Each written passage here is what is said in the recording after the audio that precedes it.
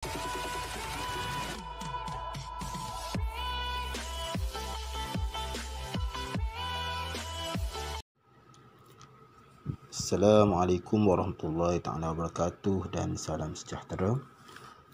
Maka hari ini cikgu nak sambung sikit lagi tentang tajuk halogen, bab jadual berkala unsur.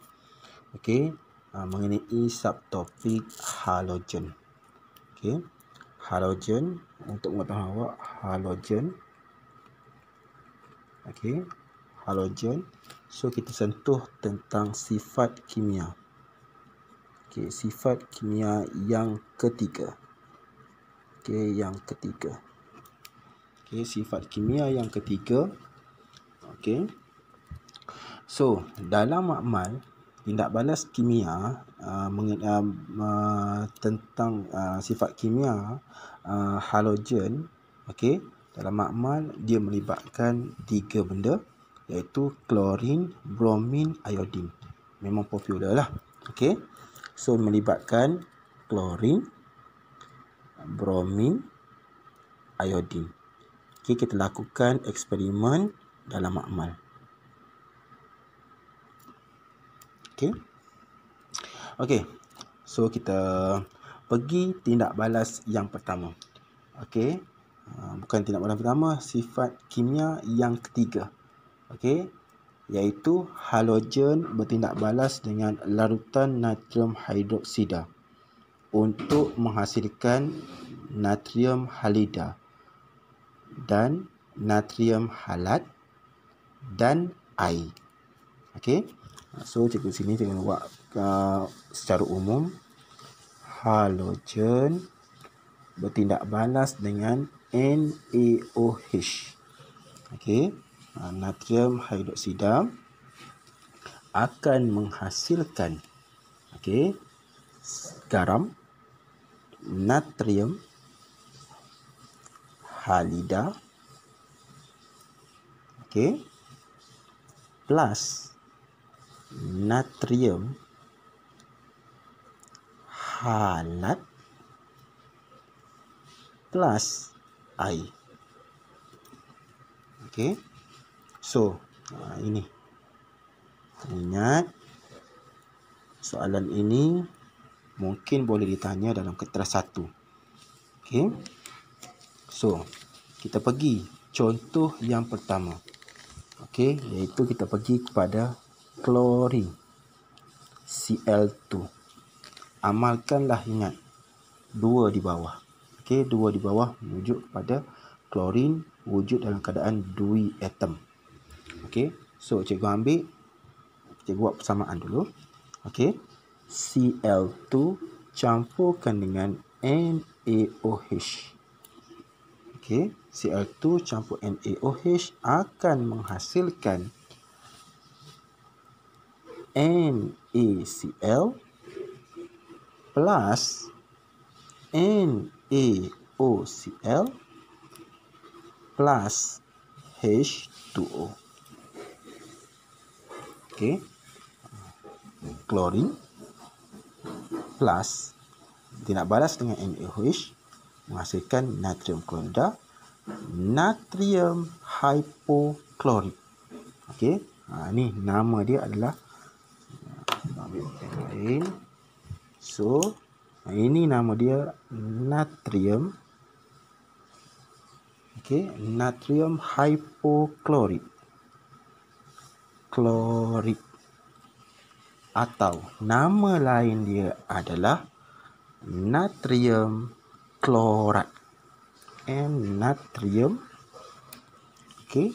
klorat. Okey, so kalau tengok, kalau jumpa NaOCl, nama dia natrium hipoklorit atau natrium klorat. Okey, so macam mana tindak balas ini berlaku dalam makmal? Maksudnya klorin wujud dalam keadaan gas. So gas klorin dialirkan ke dalam larutan natrium hidroksida. Okey, gas klorin tadi gas klorin, okey, diserap. Okey, ni diserap. Diserap. Sebenarnya diserap. Maksudnya natrium hidroksida ni dia akan menyerap klorin, gas klorin. Okey, dan berlakulah tindak balas menghasilkan garam, natrium klorida, natrium hipoklorit ataupun natrium klorat dan air. So, hasil yang terbentuk adalah larutan tidak berwarna. So, kalau awak tengok, cikgu lukiskan. Contohnya ini apparatus radas yang digunakan. Salur kaca. Okey, salur kaca tu akan disalurkan ke dalam tabung uji. Okey. Lepas tu awak lukis ada larutan ni dicelupkan. Okey, ni salur kaca ni dicelupkan ke dalam larutan. So, labelkan dia sebagai NaOH. Okey. Masalah label, pelajar boleh tulis NaOH sebagai simbol natrium hidroksida. Okey. Tapi pastikan betul lah nak tulis simbol dalam formula molekul. So, NaOH. Lepas tu awak kena tutupkan dengan gabus. Tutupkan dengan gabus. Lepas itu telingakan dia di sini, telingakan dia di sini. Okey. So, di sini awak akan nampak gas klorin. Okey, klorin dialirkan ke dalam tabung uji yang mengandungi NaOH. Maka dalam tabung uji ini akan terbentuknya larutan tak berwarna. Okey, tak berwarna. Okey, larutan tak berwarna. So, kesimpulannya bagi cikgu nak memudahkan awak, larutan tak berwarna itu adalah garam halida. Okey, kita baliklah semula dalam nota sebelum ni. Okey, dikata hasilnya adalah natrium halida. Sini maksudnya adalah garam halida. Jelas Kita pergi pula tentang bromin pula. Okey, bromin. Bromin Br2. Okey, bromin Br2. So, bromin wujud dalam keadaan cecair dalam suhu bilik. So, pada suhu bilik, bromin dalam keadaan cecair. Okey, so dia cecair, kemungkinan warna perang, kemerahan. Okey, kemerahan. So, boleh pelajar tulis merah pun boleh, perang pun boleh, warna dia. Okey. So, kita akhir tindak balas ini awak akan nampak dia punya pemerhatian. So, tolong take note, pemerhatian itu penting. Kerana dalam peperiksaan soalan akan keluar kemungkinan dalam kertas 1, kertas 2, sebab melibatkan pemerhatian. Pelajar kena celik buka minda tu. Okey. So, kita tengok dia punya tindak balas. So, Br2 okey plus NaOH akan menghasilkan NaBr campur NaOPr campur H2O. Okey? Boleh? So, kalau awak perhatikan, okey, ini nama dia adalah natrium bromida. Okey, ini nama dia natrium bromida. Jangan kamu cakap natrium bromin. Okey. Yang ini pula namanya adalah natrium hypo juga, tapi hypobromid. Hypobromid. Okey, hypobromid atau namanya adalah natrium bromat. Okey, bromat. Okey, so pemerhatian dia. Bila berlaku tindak balas, okey. Cikgu lukis dulu dalam makmal macam mana. So, sama juga. Ni melibatkan tabung uji. Okey. Kita letak. Okey. Cecair bromin dulu. Bromin kat bawah. Okey, dan kita isikan dengan NaOH. So NaOH berada kat atas lebih kurang macam ni. Okey. Lepas tu kita goncang. Kita goncang.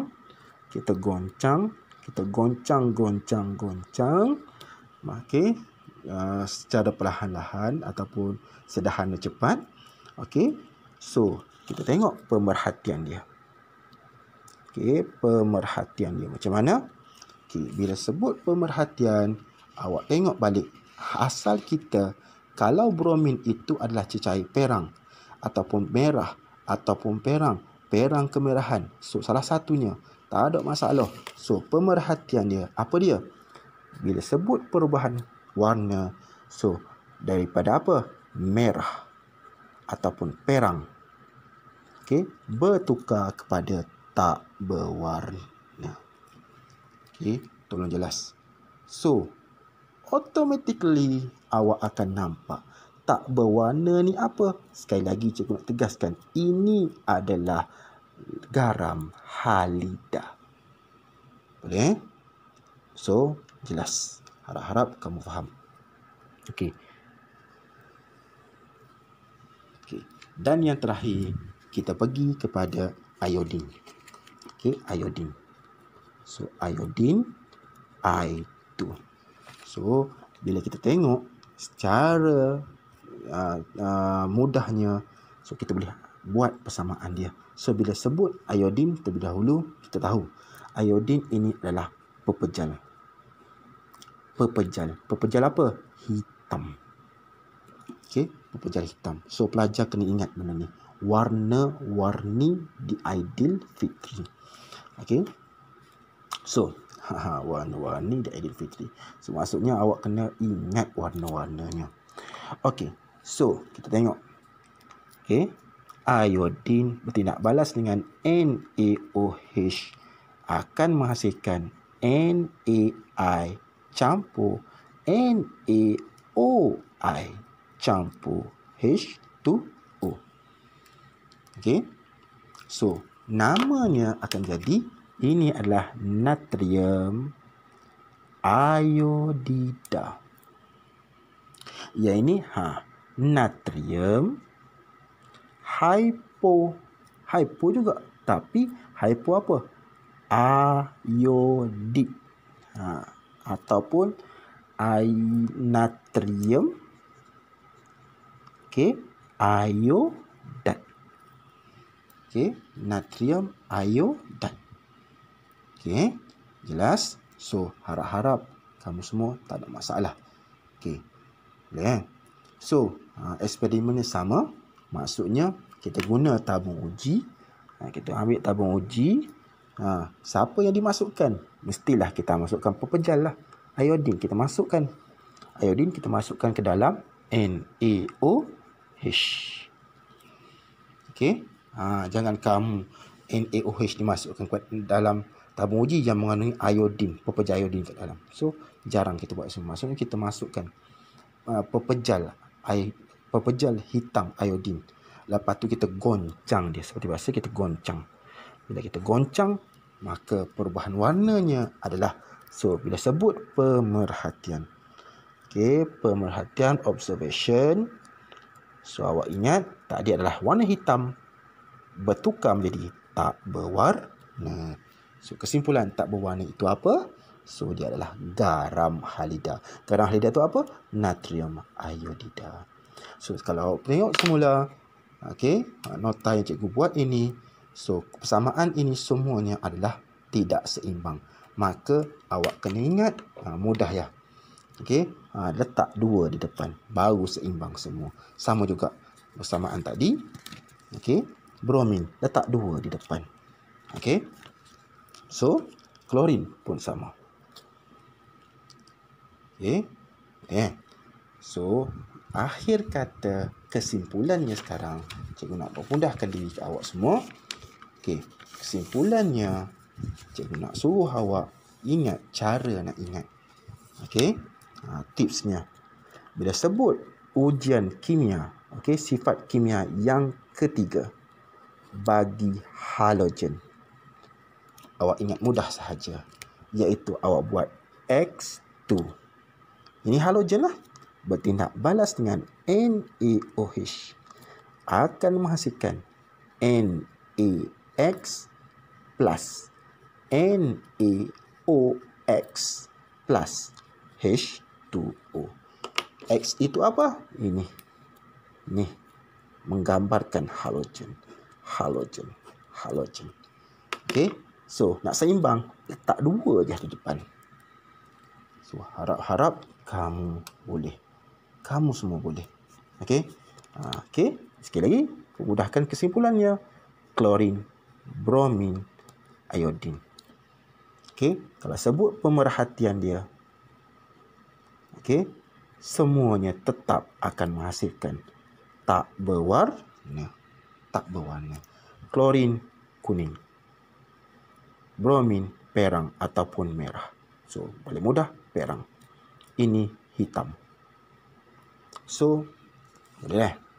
Harap-harap kamu semua ingat tips cikgu. So, itu saja. Wallahu alam. Sekian. Terima kasih.